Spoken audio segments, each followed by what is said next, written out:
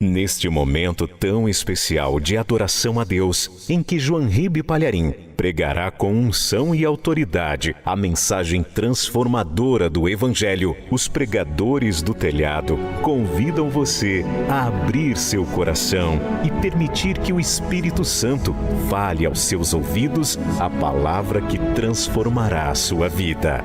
Mensagem de hoje: eles não sabiam de nada.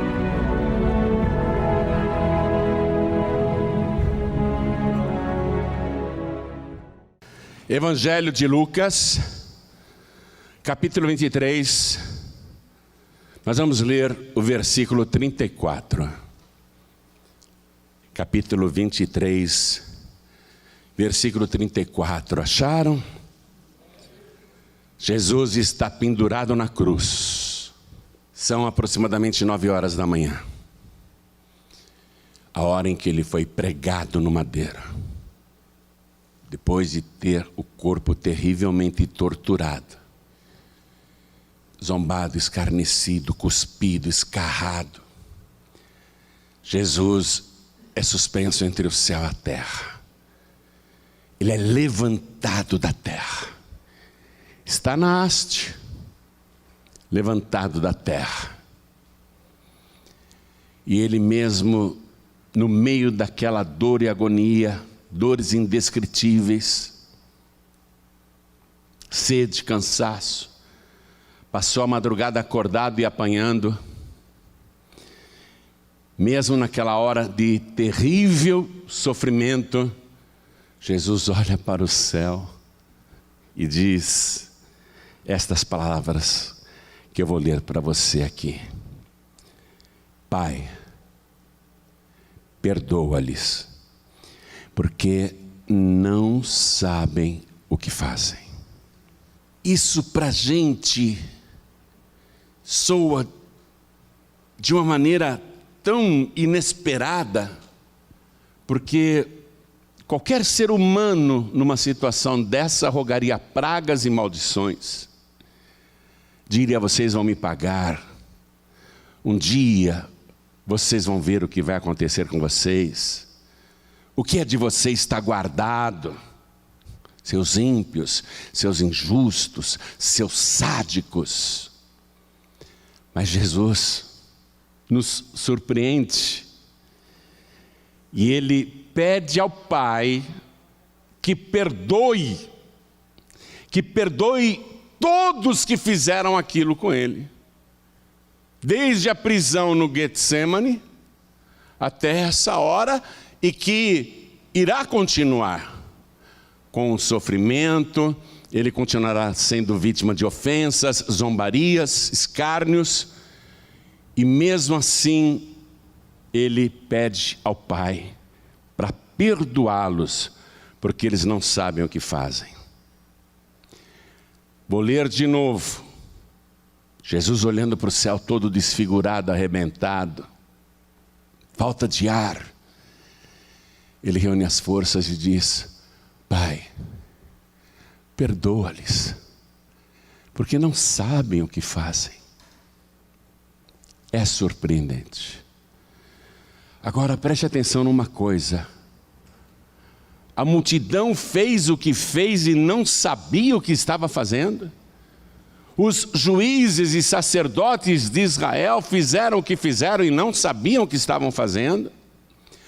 Os soldados de Pilatos, o próprio Pilatos, Herodes e seus soldados, que o maltrataram violentamente, não sabiam o que estavam fazendo.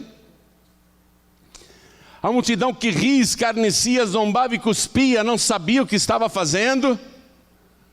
Os soldados que fixaram Jesus no madeiro, obedeciam ordens, lógico, mas não sabiam o que estavam fazendo. E todos que vão lá no Monte Calvário zombar, escarnecer, ou por curiosidade, não sabiam o que estavam fazendo. Não sabiam, porque Jesus não mente. Eles não sabiam o que estavam fazendo, qual que era a profundidade daquilo. E não saber o porquê daquilo, não saber é pecado. Por isso que Jesus pede perdão. Ele pede perdão pelo pecado da ignorância. Ora, o mundo inteiro sabe que Jesus foi crucificado, mas a humanidade não sabe com profundidade, não sabe como aquela geração não sabia. E não saber é um pecado, e Jesus pede perdão por esse pecado de ignorância. Não saber é pecado. A palavra de Deus já proclamava, Deus dizendo: o meu povo perece porque lhe falta conhecimento. Não estou falando de você conhecer o fato da história. Eu estou falando de você não saber com profundidade o porquê de tudo isso. Então eu leio mais uma vez, e cada pessoa que está comigo aqui na sede nacional da Paz e Vida, São Paulo, Brasil, repete em seguida. Vamos lá. Pai, bem forte. Pai, perdoa-lhes, porque não sabem o que fazem. Não sabiam. E hoje muita gente não sabe. Conhece a história? Jesus morreu crucificado, né? Já vi um crucifixo, inclusive, já vi filme.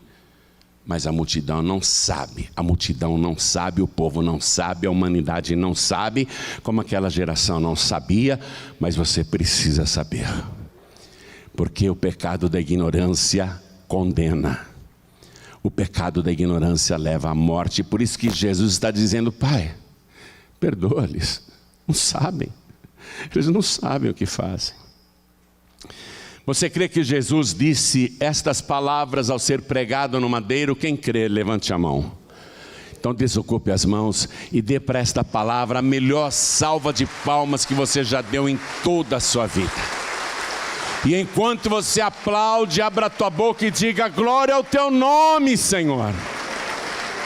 Diga bem alto: glória, glória, glória ao teu nome. Diga: eu quero saber com profundidade. Você que está nos assistindo pela TV ou pelas redes sociais, junte-se a nós aqui em São Paulo, aplauda, glorifique também e diga: Senhor, eu quero saber. Eu não quero ficar na ignorância, eu quero saber. Pai bendito, abre o céu para receber estas palmas. Em toda parte tem alguém te aplaudindo, te glorificando. Eu te suplico, meu Deus, vem com teu Espírito agora. Tome a boca do pregador, tome os lábios do mensageiro.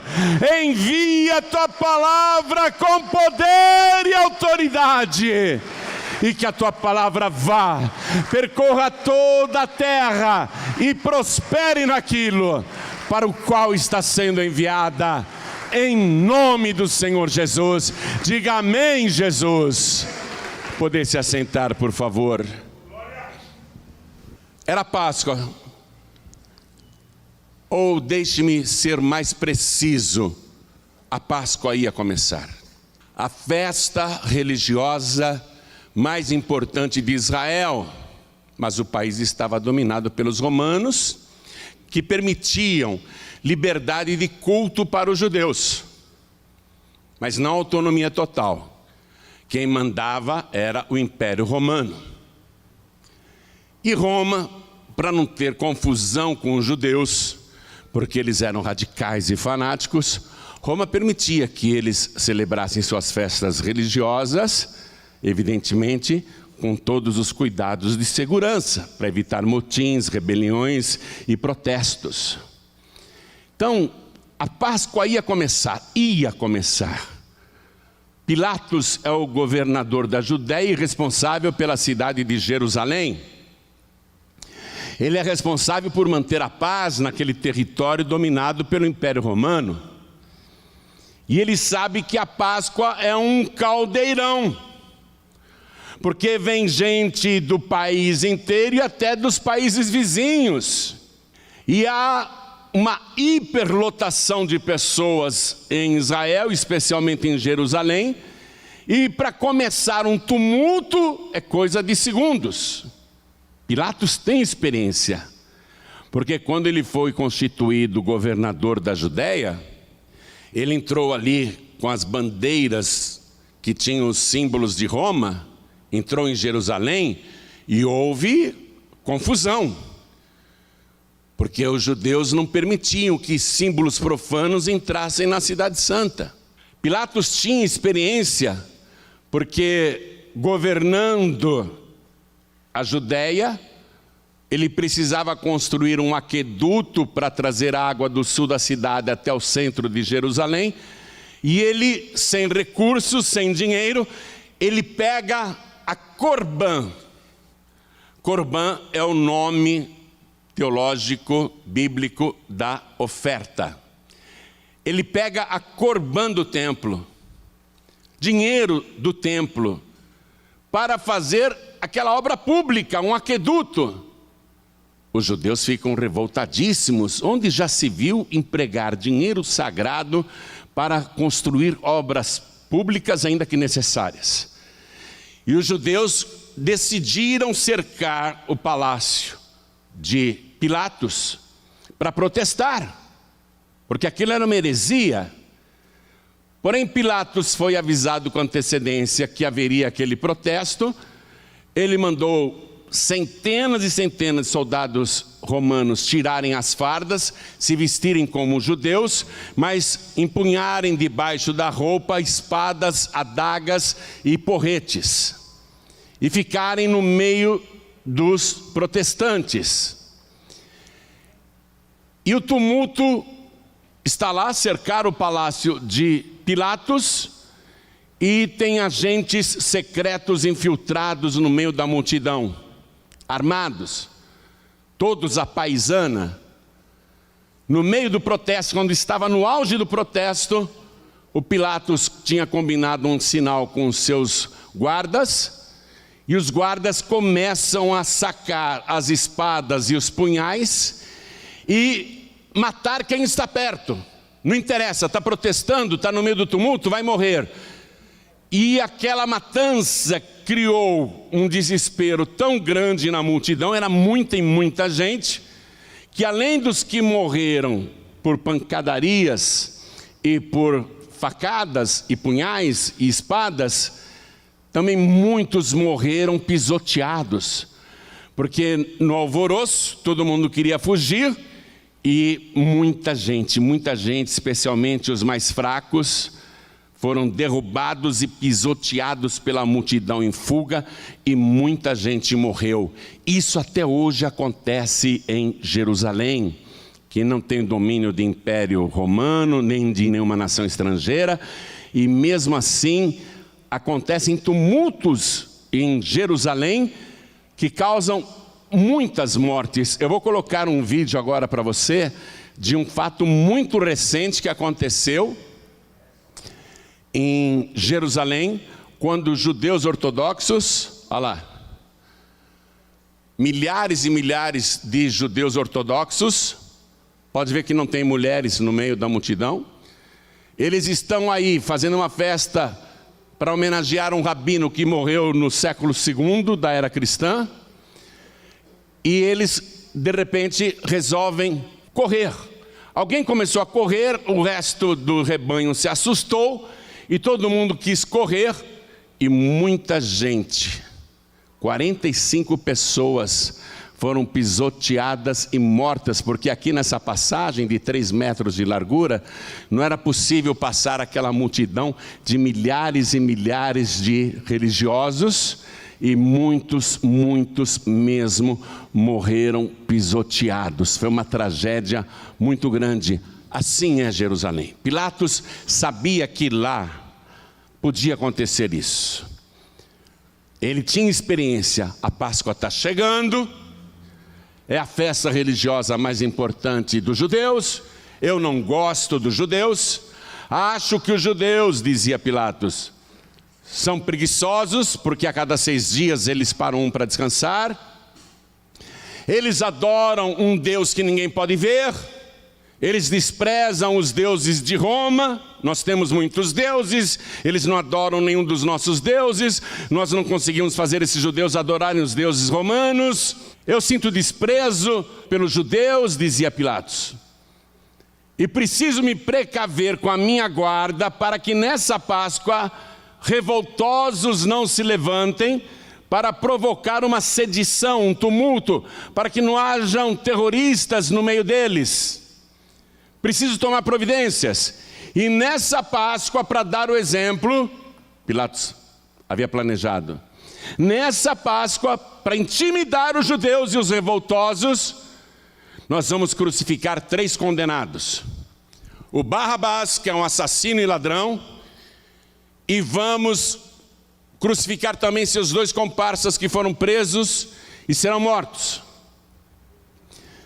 Ele chamou os guardas e disse: preparem lá na entrada da cidade, naquele monte caveira, no Gólgota, em latim é Gólgota, preparem no Gólgota 3 cruzes, porque quando o povo estiver chegando para a Páscoa, obrigatoriamente terá que passar por aquele caminho, que é um dos principais da cidade, um dos acessos mais importantes, e verão ali os 3 bandidos. Esse Barrabás era um terrorista, ele matou um soldado romano, ele era um salteador. Ele e seus comparsas serão crucificados e expostos ali, para que quem chegar para a festa da Páscoa veja o horror da cena e pense: eu não vou desafiar o Império Romano não, que isso pode acontecer comigo. Então Pilatos chamou os guardas e deu ordem: nós vamos crucificar 3 pessoas essa Páscoa. Preparem lá 3 cruzes para Barrabás e seus 2 comparsas. Pilatos não sabia, atenção, Pilatos não sabia, ele não sabia que entraria para a história da humanidade. Pilatos não sabia que Barrabás seria solto, trocado pela vida de Jesus. Pilatos não sabia de nada disso. Para ele, aquela era mais uma Páscoa, e ele só queria se precaver para evitar tumultos, porque se a coisa saísse do controle, ele poderia ser destituído do cargo de governador da Judéia e ser chamado de volta para Roma, e ele não queria, porque lá em Israel ele estava enriquecendo, roubando, ele era corrupto, ele era cruel, ele castigava as pessoas sem julgamento, ele tinha em Roma a fama de um homem cruel.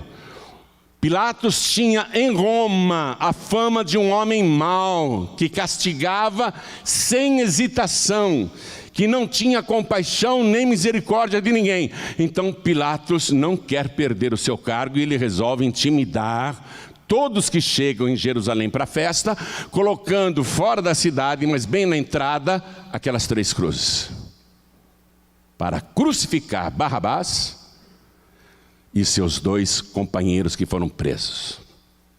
Pilatos não sabia de nada. Na cabeça de Pilatos era só isso. Aquela Páscoa era só isso, era só mais uma Páscoa que ele iria enfrentar com todos os cuidados. Pilatos não sabia de nada nem o que iria acontecer. Esse é o planejamento dele. Mas tem um planejamento paralelo no mundo espiritual. Tanto o reino dos céus como o reino das trevas estão trabalhando com outro planejamento, com outros fatos que irão acontecer, que Pilatos desconhece, não sabe de nada. Na Galileia, quem governava era Herodes. Herodes era um sujeito venal, um bajulador, desculpe a expressão, um puxa-saco. Ele adulava o Império Romano para se manter no cargo de governador da Galileia, porque Herodes não tinha sangue real, ele não era descendente de Davi, ele era indumeu, ele era um estrangeiro, ele era estranho para aquela linha sucessória. O seu pai foi colocado ali por Roma, ele herdou a Galileia, vive homenageando Tibério César, vive homenageando os imperadores romanos, os filhos dos imperadores, vivos ou mortos, vive fazendo obras e colocando nomes de personalidades e autoridades romanas, porque ele precisa se manter no cargo, porque ele também era corrupto, ele também era ladrão, ele também enriquecia desviando dinheiro. Então Herodes, ele está rompido com Pilatos. Eles não se falam mais. Até Jesus citou o fato. Jesus disse assim para os discípulos: vocês pensam que aqueles galileus que Pilatos matou e misturou o sangue deles com seus sacrifícios eram menos culpados ou mais culpados que vocês?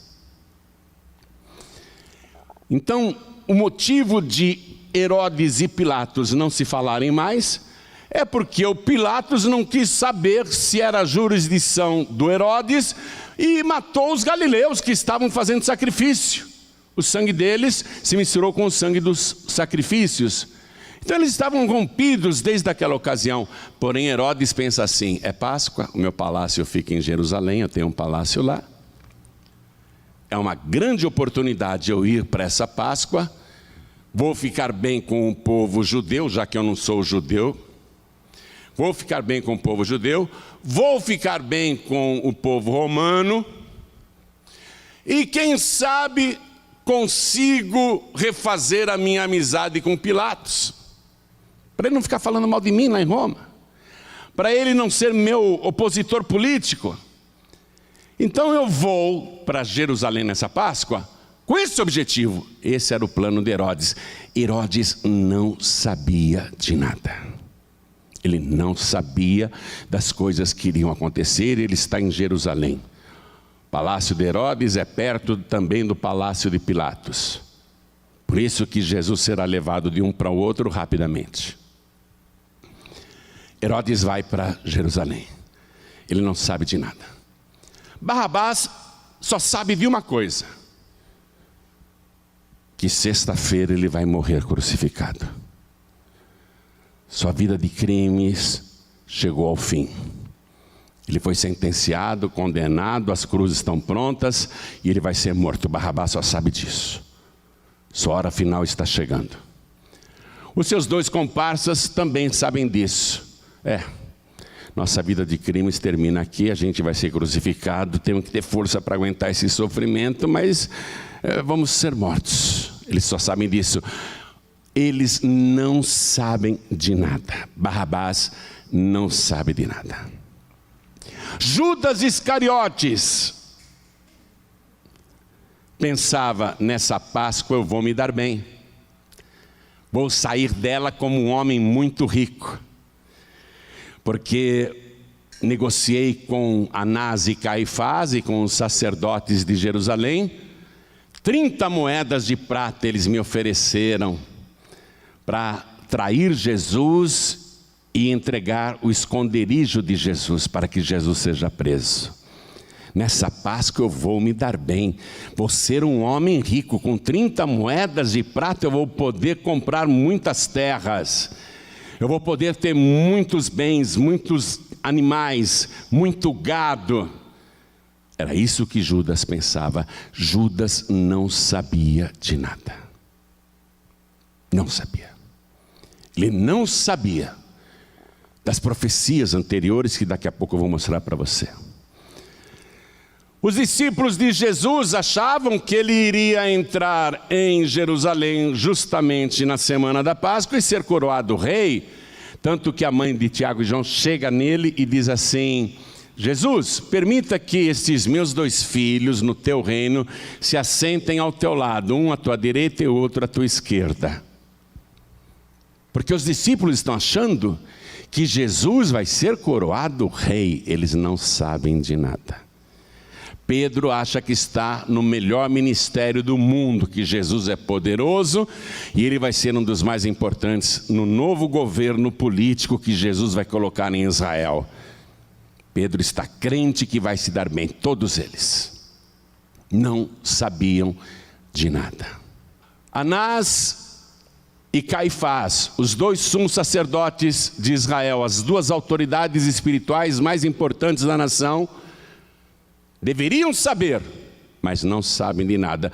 A única coisa que eles estão combinando é a seguinte: aquela Páscoa vai ter um faturamento muito baixo, porque Jesus, dias antes, foi lá nas barracas dos filhos de Anás, onde eles vendiam as coisas no templo, e Jesus derrubou tudo, bateu em todo mundo, virou as mesas dos cambistas, xingou todo mundo de ladrão, de salteadores, expulsou todo mundo.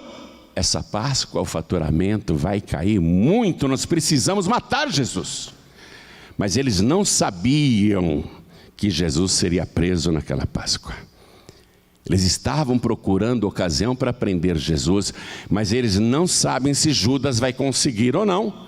Eles negociaram com Judas as 30 moedas. Eles não sabem de nada. Não sabem se Jesus vai ser preso ou não. A única pessoa que sabia de tudo teve a cabeça arrancada, separada do corpo. O nome dele era João Batista. João Batista sabia de tudo. Ele viu Jesus passando, apontou para Jesus e disse para a multidão: eis o Cordeiro de Deus que tira o pecado do mundo. Esse sabia. 2 vezes ele falou isso, 2 vezes ele fez essa pregação: eis o Cordeiro de Deus que tira o pecado do mundo. Mas cortaram a cabeça e separaram do seu corpo, entregaram numa bandeja, ou melhor dizendo, Herodes, aquele sujeito venal, mandou decapitar João Batista a pedido de uma dançarina, só porque ele gostou da dança da moça.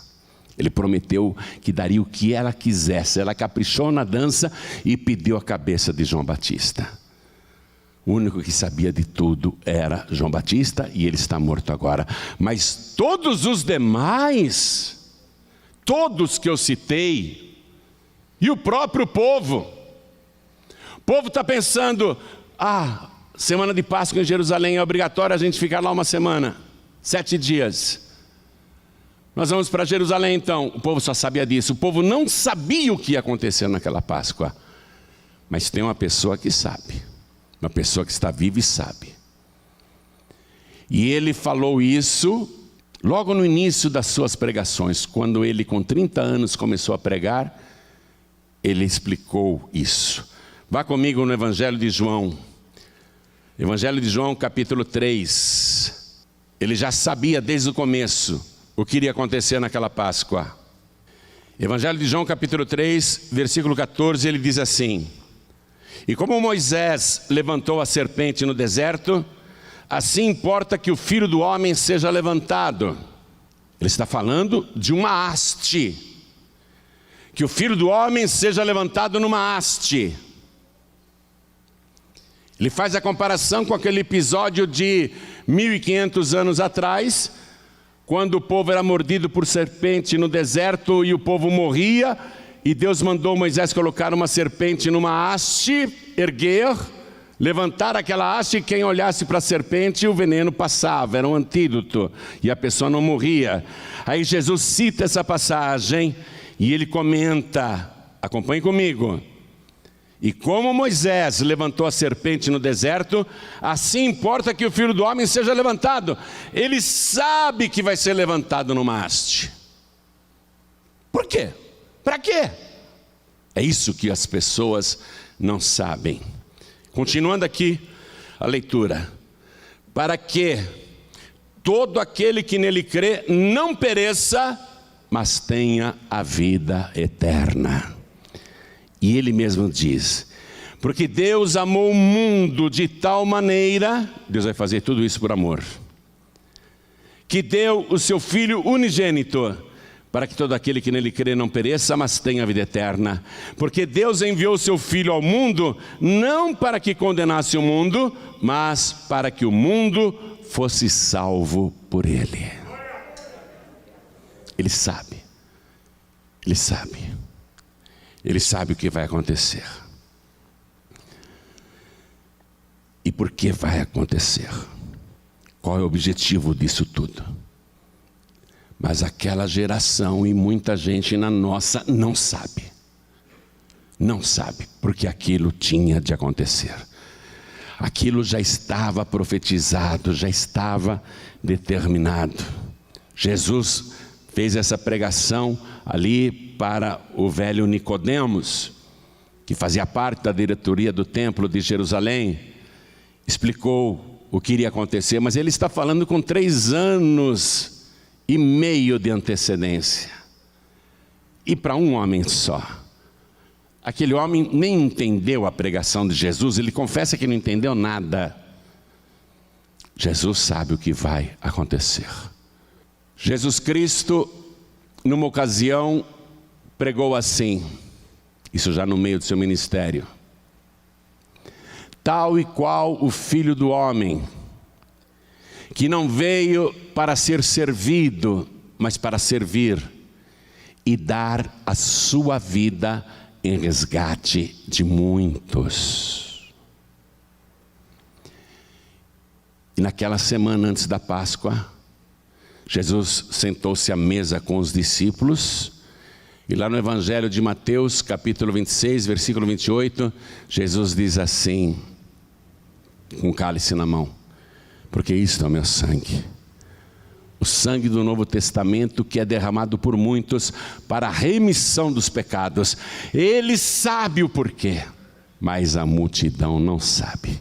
Por que aquele sangue vai ser derramado? E que sangue é esse? Não há outro sangue igual a esse em toda a história da humanidade. Um sangue de uma pessoa que nunca pecou, que nunca cometeu qualquer pecado. Sangue puro e santo. E ele sabe, Jesus sabe, que tem de derramar o seu sangue para que haja expiação dos pecados, para que haja vida eterna, para que os pecadores tenham chance, se crer nele, de serem salvos.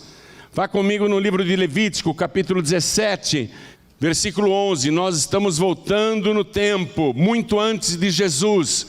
1500 anos antes de Jesus, olha o que Deus falou para Moisés: porque a alma da carne está no sangue, pelo que vou-lo tenho dado sobre o altar, para fazer expiação pela vossa alma, para fazer a expiação pela vossa alma, porquanto é o sangue que fará expiação pela alma. Jesus é o Cordeiro de Deus que tira o pecado do mundo. Ele vai substituir os animaizinhos que eram sacrificados toda a Páscoa. E ele vai ser o Cordeiro humano, para tomar lugar dos seres humanos, para que haja um sacrifício perfeito em favor dos seres humanos. Um ser humano, e não um ser humano qualquer, sacrificado em favor de todos os outros seres humanos, derramando o seu sangue para o que ele disse? Remissão dos pecados. Remissão é a quitação da dívida. Quando o ser humano peca, ele está em dívida com Deus. A oração do Pai Nosso diz assim: perdoa as nossas dívidas, dívidas espirituais. Perdoa os nossos pecados, em outras palavras. Jesus Cristo vai dar o seu sangue para a remissão, para perdão das dívidas dos pecadores que nele crerem. Então Jesus sabe o que vai acontecer. Mas Pilatos, Herodes, Anás, Caifás, Judas Iscariotes, os discípulos e o povo, Barrabás e seus 2 comparsas, ninguém sabe de nada. A multidão não sabe de nada. Judas Iscariotes vai chegar perto. Quero que você vá comigo no Evangelho de Mateus, capítulo 27. Vamos ler a partir do versículo 3. Acompanhe. Então Judas, o que o traíra, vendo que Jesus fora condenado, trouxe arrependido as 30 moedas de prata aos príncipes dos sacerdotes e aos anciãos. Arrependido não. Se ele estivesse arrependido, ele procuraria Jesus. Ele estava cheio de remorso. É bem diferente. Estou lendo o versículo 4, dizendo: pequei, traindo sangue inocente. Ele falou do sangue. Pequei traindo sangue inocente. Ele chegou perto do sangue. E ele crê que o sangue é inocente. E ele sabe que pecou. Ele chegou perto, minha gente. Chegou perto.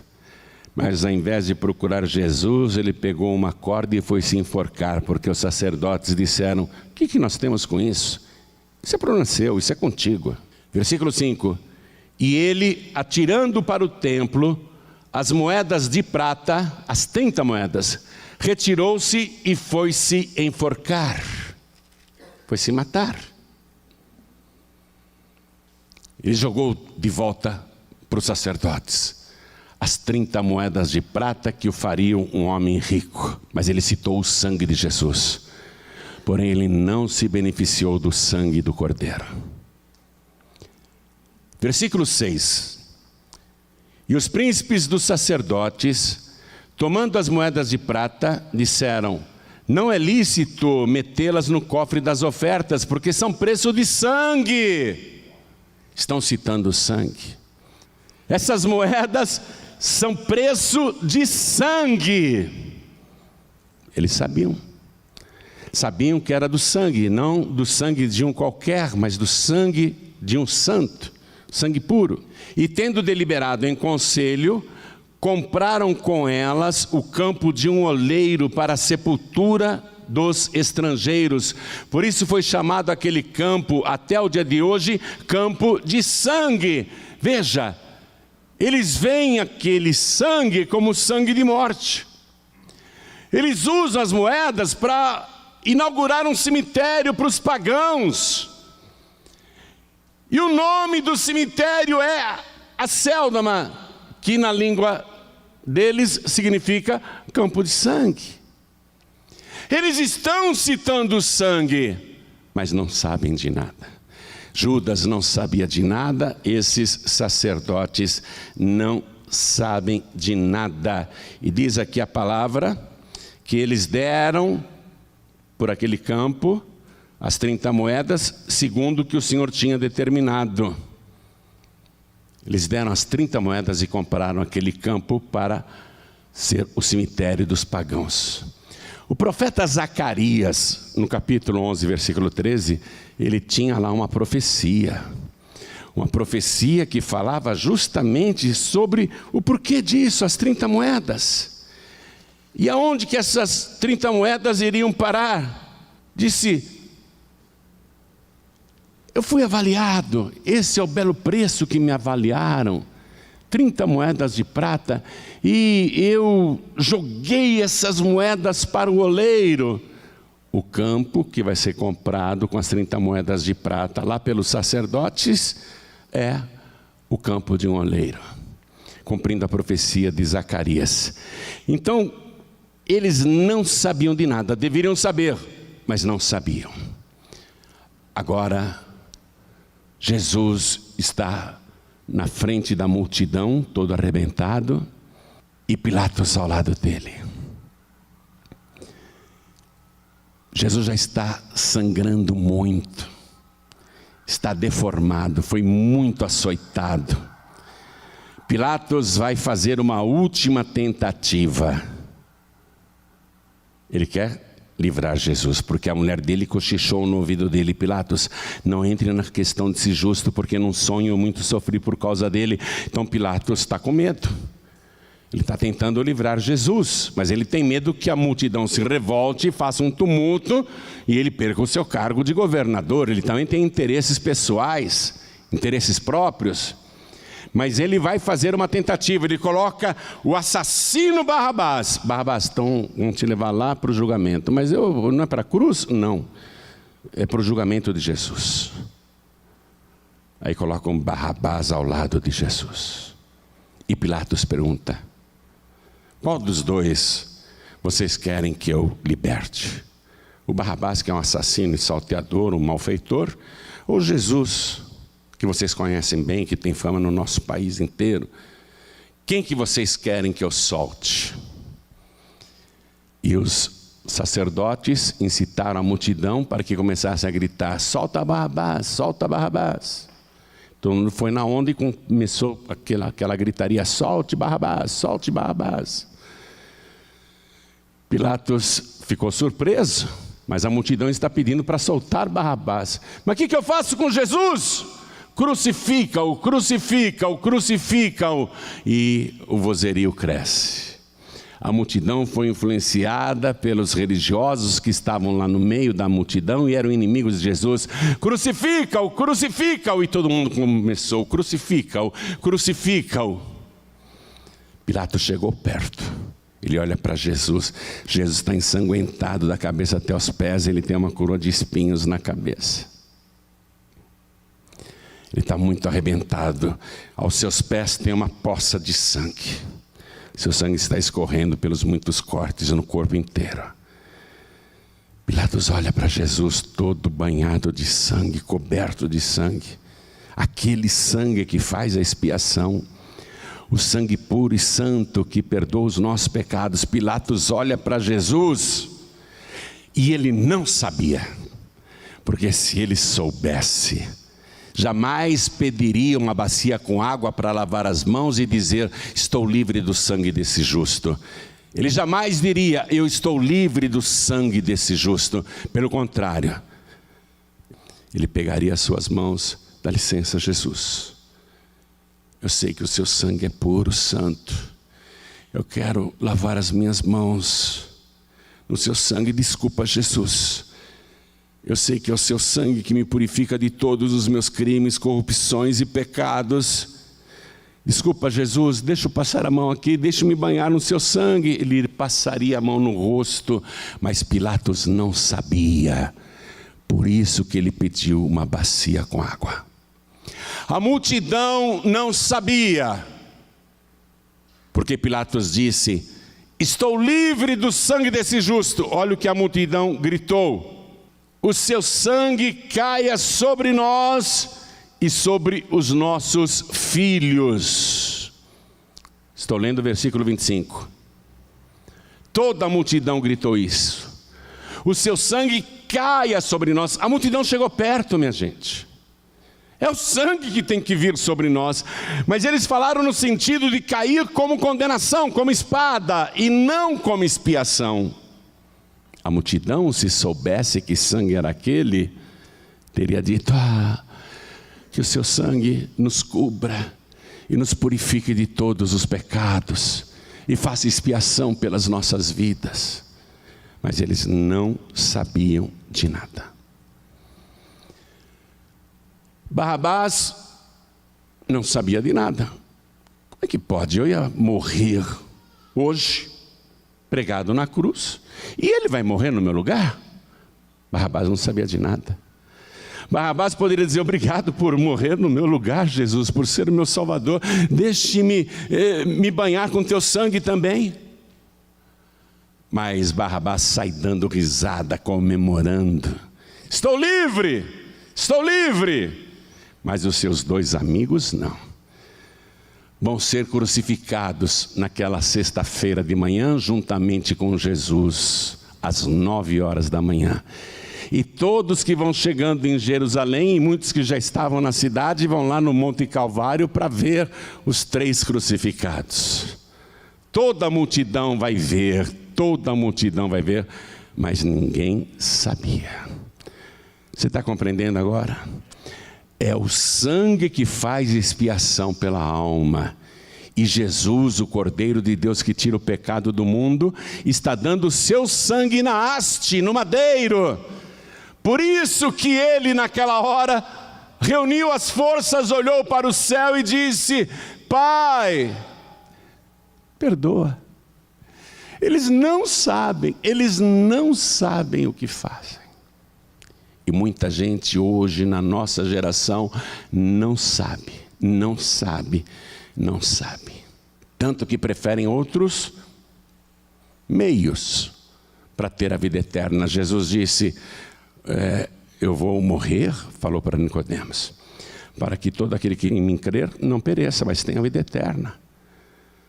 A multidão quer procurar vida depois da morte, com outras maneiras, com outras pessoas, com outras religiões, e excluem Jesus, e excluem o sangue do Cordeiro.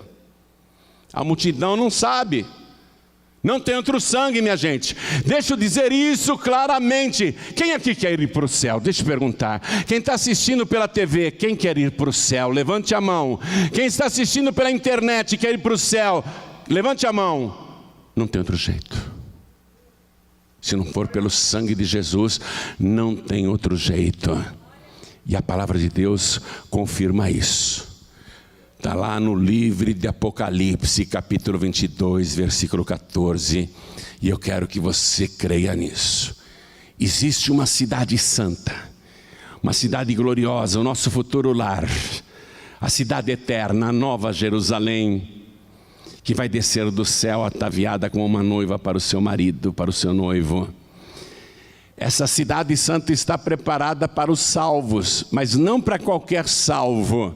Apocalipse 22, 14 diz para quem? Preste atenção. Está escrito assim: bem-aventurados e santos, aqueles que lavam as suas vestiduras no sangue do Cordeiro, para que tenham direito à árvore da vida e possam entrar na cidade santa pelas portas. Você quer ir para o céu?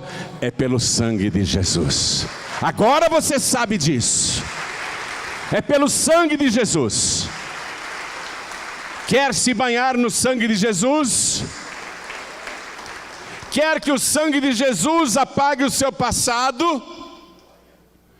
Quer que o sangue de Jesus te purifique de todo pecado? Ai, pastor, mas eu quero, porém eu sou uma pessoa muito ruim, muito má. Já fiz tantas coisas erradas. Coisas vergonhosas eu fiz. Eu quero ir para o céu. Mas será que o sangue de Jesus me purifica de todo o pecado? Eu aponto novamente para o Monte Calvário. Quase 3 horas da tarde. Do lado esquerdo de Jesus tem um crucificado que zomba de Jesus. Está morrendo e zomba. Do lado direito de Jesus tem outro crucificado, que não participa da zombaria. Pelo contrário, ele repreende o companheiro de assaltos. Ele diz para o seu ex-amigo: você não tem temor de Deus mesmo estando na mesma condenação? Nós estamos aqui porque os nossos atos nos trouxeram aqui, nós merecemos. Mas e ele? Que mal fez? O amigo zombador se cala. Aí esse bandido olha para Jesus, que está nos seus últimos momentos. Ele tem que render o espírito às 3 horas da tarde, a hora do sacrifício do Cordeiro. Quase 3 horas da tarde, esse bandido olha para Jesus e diz: Senhor, lembra-te de mim quando entrares no teu reino. E Jesus olha para ele e diz: em verdade eu te digo, que ainda hoje estarás comigo no paraíso. Barrabás teve o livramento do corpo físico. O outro chegou perto do sangue do Cordeiro, que estava do lado esquerdo, mas não usufruiu. Mas esse aqui do lado direito, esse quis. E o sangue de Jesus o purificou de todo o pecado. Nós não sabemos direito do passado desse bandido que morria do lado direito, mas foi uma vida de crimes, uma vida de coisas erradas, uma vida pecaminosa. Mas o sangue de Jesus vertido ali. E Jesus tinha dito para Nicodemos: assim como Moisés levantou a serpente no deserto, assim importa que o Filho do Homem seja levantado, para que todo aquele que nele crer tenha a vida eterna. O bandido creu em Jesus. Ele estava contaminado pelo pecado, envenenado pelo pecado, condenado pelo pecado, mas Jesus, com seu sangue, é o antídoto para o pecado. E pode ser o pior pecado, o sangue de Jesus nos purifica de todo o pecado. Eles não sabiam, mas Jesus sabia. Quero que todos fiquem de pé. Agora você sabe. Agora você sabe. Agora você sabe mais do que aquela geração. Aliás, você sabe mais do que a nossa geração. Agora você sabe. Quem está tendo a oportunidade de ouvir esta palavra agora sabe. Sabe como ter os pecados perdoados. Sabe como ser purificado de toda iniquidade. Sabe agora como ter o nome escrito no livro da vida do Cordeiro. E sabe agora também como entrar na cidade santa pelas portas, na cidade eterna, e ter a vida eterna. Quem está assistindo e ouvindo sabe, agora você sabe. Mas você precisa só fazer uma coisa. Está no Evangelho de João capítulo 1, versículo 12. Lá está escrito assim: mas a todos quantos o receberam, não é aceitar não, Jesus não precisa ser aceito por ninguém, mas a todos quantos o receberam, porque Deus deu, recebe quem quer, mas a todos quantos o receberam, deu-lhes o poder de serem feitos filhos de Deus. Receber Jesus te dá o direito de ter o seu nome escrito no livro da vida. Receber Jesus te dá o direito de ter a sua dívida de pecados paga pelo sangue do Cordeiro. Receber Jesus é se purificar para um dia entrar na cidade eterna pelas portas. Receber Jesus. Receber. Mas atenção, não é só dizer eu recebo. É dar para Ele exclusividade. Não pode ter outra pessoa, viva ou morta. Pessoa que foi santa no passado não serve. Só são bem-aventurados aqueles que lavam as suas vestiduras no sangue do Cordeiro. Só tem a expiação dos pecados quem recebe Jesus como único, suficiente, exclusivo e eterno Salvador. Quer recebê-lo? Quem quer? Levante a mão direita assim bem alto. Todos que querem. Olha quanta gente. Vai ter festa no céu porque o teu nome vai ser escrito no livro da vida. Vem aqui para frente porque o livro da vida vai ser aberto e o teu nome vai ser escrito lá agora. Todos que ergueram as mãos, vem aqui para frente. Vamos aplaudir ao Senhor Jesus. Vamos aplaudir ao Senhor Jesus. Não fique no seu lugar, vem aqui para frente. Todos que ergueram as mãos, vem aqui para frente. Isso, venha com pressa. Jesus é muito rápido para anotar os nomes, viu? Não pensa que ele é lerdinho que nem eu, que fala, soletra o teu nome que eu não entendi. Repete que eu não entendi. Jesus te conhece. Conhece a tua vida, o teu passado, a tua história. Vamos aplaudir ao Senhor Jesus. Olha quanta gente que está chegando. Ele está anotando rapidamente o teu nome no livro da vida. O meu já está lá.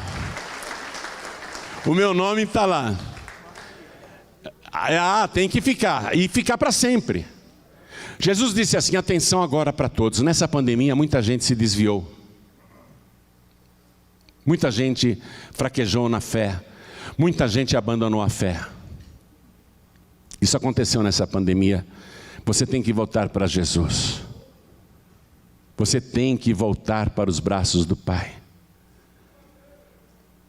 Jesus disse, quem perseverar até o fim será salvo. E ao que vencer, olha o que ele disse.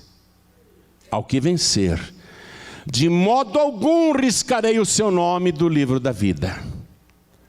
Quer dizer que o nome de uma pessoa que foi escrito pode ser riscado. O meu nome está lá. Mas se eu me desviar, se eu abandonar a fé, Se eu voltar para o mundo, se eu voltar a fazer as coisas que eu fazia antes de entregar a vida para Jesus, eles vão olhar e falar assim: risca o nome do João Ribe, não faz mais parte do nosso reino, ele está no reino das trevas agora, risca o nome dele. É por isso que eu tenho medo. Medo não, eu tenho pavor. Eu morro de pavor para que o meu nome não seja riscado do livro da vida. Nós não podemos permitir que os nossos atos aqui na terra excluam o nosso nome no livro da vida. Eu estou falando com quem está aqui. Vem para frente, filho pródigo, filha pródiga, e todos que estão sem igreja, vem para cá. E você que está assistindo pela TV ou pelas redes sociais, está afastado, afastada, volta para Jesus agora. Quem perseverar até o fim será salvo, e ao que vencer, de modo algum riscarei o seu nome do livro da vida. Você tem que vencer. Falta tão pouco. Você não está vendo essa pandemia no mundo, os incidentes em Israel, as guerras, os tsunamis, furacões, terremotos, vulcões em erupção, queimadas, aquecimento global, tudo que está acontecendo no planeta, fome, miséria, violência, desamor. Você não está vendo os sinais aí que Jesus descreveu? O que mais você quer? Vai continuar afastado, afastada? Vai continuar com essa vida sabendo que Jesus disse: quando essas coisas estiverem acontecendo, levantai as vossas cabeças, porque está próxima a vossa redenção. Você sabendo disso, vai continuar com essa vida, dando a desculpa da pandemia? Volta para Jesus agora. Quem está me ouvindo à distância, volta para Jesus agora. E se tem mais alguém que quer vir à frente, aproveite agora, porque eu vou dobrar os meus joelhos aqui. Peço que você dobre também.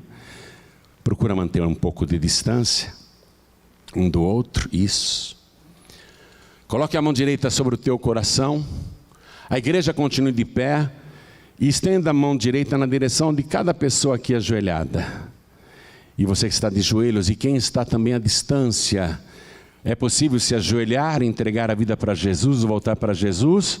Então se ajoelhe. Não é possível, pastor João Ribe, eu estou numa condução ouvindo aqui a pregação no radinho do celular. Não tem como me ajoelhar, eu estou dentro de um trem, de um metrô, de um ônibus. Então coloque a mão direita sobre o teu coração. Pastor João Ribe, eu estou no hospital assistindo essa mensagem, mas eu quero entregar a vida para Jesus, eu não tenho como me ajoelhar. Coloque a mão direita sobre o teu coração. Pastor João Ribe, eu estou engessado da cabeça aos pés, eu estou imobilizado. Então pisque com os seus olhos, mande um sinal para Deus.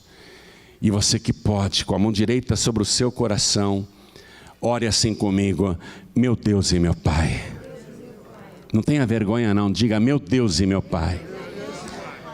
Eu não sabia, mas agora eu sei que a minha expiação, o perdão dos meus pecados, só é possível com o sangue de Jesus. O único sangue que tem poder para me purificar, apagar o meu passado. O único sangue que me dá o passaporte para entrar no paraíso e depois na cidade eterna, na Nova Jerusalém. Eu não sabia, mas agora eu sei. E eu declaro que recebo o Senhor Jesus como meu único, suficiente, exclusivo e eterno Salvador para todo sempre. Amém.